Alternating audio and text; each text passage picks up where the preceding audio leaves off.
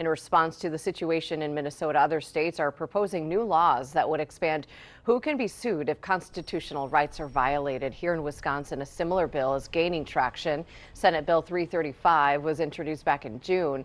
It would allow suits against the state or White House, as well as any government employees. Democratic Green Bay Representative Ahmad Rivera-Wagner is a co-sponsor of the bill, with two more lawmakers adding their support within the last few days. Right now, the proposed bill is in its beginning stages right now. The State Reform Committee, no planned hearings are scheduled.